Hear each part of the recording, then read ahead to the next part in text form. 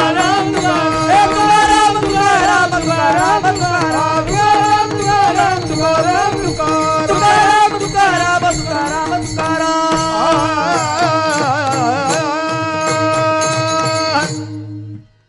तुका म्हणे कृपा करील नारायण तरीच हे वर्म पडे ठाई. नारायणाची जर आपल्यावरती कृपा व्हावी असं वाटत असेल तर आजपासून आपण भक्तीला लागायचं, संत वाङ्मयाचा आधार घ्यायचा. ज्ञानेश्वरी गाथा ज्ञानोबराय आपल्यामध्ये नाहीत, समाधीस्थ आहेत. तुकोबराय नाहीत, वैकुंठ गमन झालेले. पण सांगू, तुकोबराय ज्ञानोबराय आपल्यात नाहीत, पण ज्ञानोबरायांनी आणि तुकोबरायांनी त्यांचं हृदय आपल्याकडे दिले. ज्ञानोबरायांचं हृदय म्हणजे ज्ञानेश्वरी आणि तुकोबरायांचं हृदय म्हणजे गाथा आहे. त्या गाथेचा आणि ज्ञानेश्वरीचा आपण आधार घ्यायचा आणि आपल्या जीवनाची कालक्रमणा करीत राहायचं. एवढं मोठं महामारीसारखं नाही का काल परवाचं हे दुःख आपल्या संपूर्ण जगावरती कोसळलं, जगावरती आलं. आज परत नव्या उमेदीनं आपल्याला जगायचं आहे. बस फिटे अंधाराचे जाळे झाले मोकळे आकाश. बस ह्या दृष्टीनं आजचा पाडवा सर्व सर्व सर्व दुःखाला त्या तिलांजली द्यायची आणि आपण संकटाला घाबरण्याचं काही कारणच नाही. आता एक गोष्ट ध्यानात ठेवायची, आपल्या जवळचे, आपले फार जवळचे नातेवाईक, मित्र, आणखी परिवारातले लोक आपल्या ह्या महामारीमध्ये गेले. बस देवाकडे एकच प्रार्थना करायची, देवा अरे तू आम्हाला ठेवलंस, आमचं काहीतरी पुण्य असेल म्हणून तू आम्हाला ठेवलं. आणि जे गेले त्यांचं काय पुण्य आहेच, पण त्या महामारीचे त्यांना शिकार व्हावं लागलं. देवा असू दे, पण आता इथून पुढच्या आयुष्यामध्ये उरले ते हरी तुम्हा समर्पण. आम्ही कोणाचा द्वेष करणार नाहीत, आम्ही कोणाच्याबद्दल क्रोध करणार नाहीत, आमच्या असूया कोणाबद्दल आम्ही जागृत ठेवणार नाहीत. देवा उरले ते हरी तुम्हा समर्पण. ज्ञानेश्वरी गाथा हे आमचा श्वास प्रश्वास आहे आणि याच मार्गाने आम्ही आमचं जीवन जगू, हीच ज्ञानोबा तुकोबारांना प्रार्थना करायची आणि आपल्या सेवेला याच ठिकाणी विराम द्यायचा. किंबहुना तुमचे केले धर्म कीर्तन सिद्धी नेले, येथ माझे जी उरले पाईक पण विठ्ठल.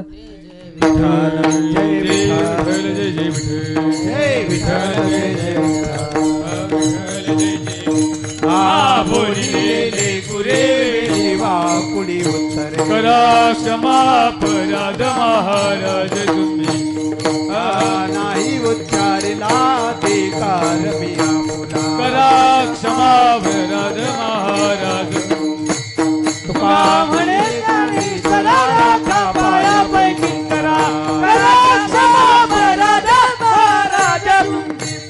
ज्ञानदेव तुकाराम ज्ञानदेव तुकाराम ज्ञानदेव तुकाराम ज्ञानदेव तुकाराम तुकाराम तुकाराम तुकाराम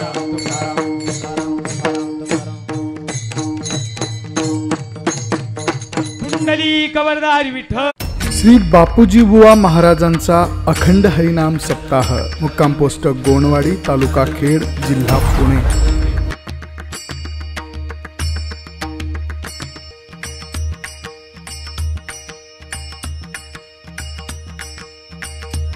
सोहळा आनंदाचा गजर विठुरायाचा अखंड हरिनाम सप्ताह, मुक्काम पोस्ट गोणवाडी, तालुका खेड, जिल्हा पुणे. आपले नम्र समस्त ग्रामस्थ मंडळी, भजनी मंडळ तसेच युवक मंडळ गोणवाडी.